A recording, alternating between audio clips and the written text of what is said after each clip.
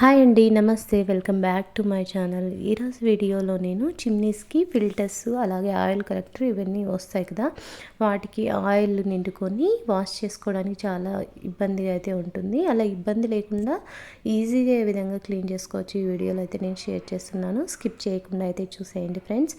First అయితే నేను షింక్లో వీటిని పెట్టి పౌడర్ చల్లి వాటర్ వేస్తున్నాను. దానికోసం అయితే వాటర్ లీక్ అవ్వకుండా ఉండడం కోసం ఇలా క్లాత్స్, ఒక కవరు, ఒక రాయి పెట్టేసి ఈ విధంగా అయితే సెట్ చేశాను.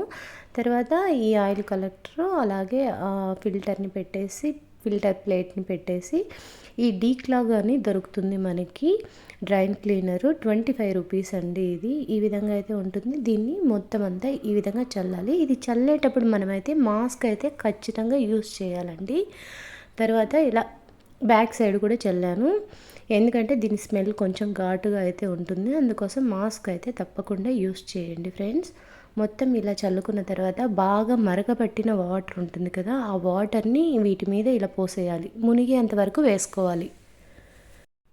వాటర్ వేసుకున్న తర్వాత ఒక హాఫ్ అన్ అవర్ పాటు వీటిని ఇలాగే వాటర్లో నాననివ్వాలి. తర్వాత మనం యూస్ చేసి పడేసిన బ్రషెస్ ఉంటాయి కదా వేస్ట్వి, వాటితో ఇలా రబ్ చేయాలి. నాకు కొంచెం వాటర్ అయితే లీక్ అవ్వడం వల్ల అది ఇలా రబ్ చేస్తున్నాను, కానీ మనం వాటర్ లీక్ అవ్వకుండా అవి పైకి ఇలానే ఉండింటే అసలు రబ్ చేయకోకుండానే ఈజీగా క్లీన్ అయితే అవుతుంది. ఈ విధంగా రబ్ చేస్తూ వాష్ చేయండి. జస్ట్ ఊరికలా రబ్ చేస్తే మనకి ఆయిల్ మరకలు ఎక్కడన్నా ఉన్నవి నీట్గా అయితే వెళ్ళిపోతాయి.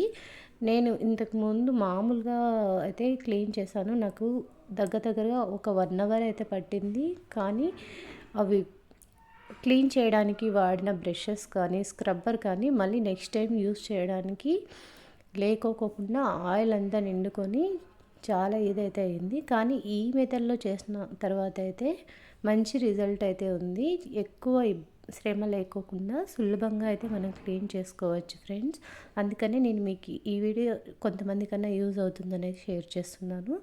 ఇలా నీట్గా ఆయిల్ అంతా రబ్ చేసేసిన తర్వాత వీటిని మంచినీటితో ఒకసారి వాష్ చేసేసుకొని, ఈ మనం వాటర్ పోకోకుండా అడ్డం పెట్టిన వాటిని తీసేసి ఈ వాటర్ని అయితే మొత్తం వెళ్ళిపోనియాలి. తర్వాత ఒకసారి షింక్ని వాటర్తో ఇలా కడుక్కొని, తర్వాత ఇప్పుడు మనకి స్క్రబ్బర్ ఉంటుంది కదా, ఆ స్క్రబ్బర్తో ఇలా మనం ఈ డిష్ వాషర్స్ కడుక్కునే లిక్విడ్ వేసుకొని మంచిగా ఒకసారి వాష్ చేసేసుకొని, తర్వాత మంచినీళ్ళతో కడుక్కున్నామంటే మనం ఫస్ట్ మొదటగా తీసుకున్నప్పుడు చిమ్నీ ఇవి ఏ విధంగా అయితే ఉంటాయో మనకు అలానే క్లీన్ అవుతాయి. ఒకసారి చూడండి, నేను ఫస్ట్ చూపించినప్పటికీ ఇప్పటికీ ఎంత క్లీన్గా అయితే అయ్యాయో అనేది మీకు చూస్తేనే తెలిసిపోతుంది ఫ్రెండ్స్. మీకు ఈ వీడియో నచ్చితే తప్పకుండా లైక్ చేయండి, షేర్ చేయండి. అలాగే మీకు ఈ వీడియో ఎలా అనిపించిందో నాకు కామెంట్ అయితే చేయండి friends. Thanks friends. Thank you for watching.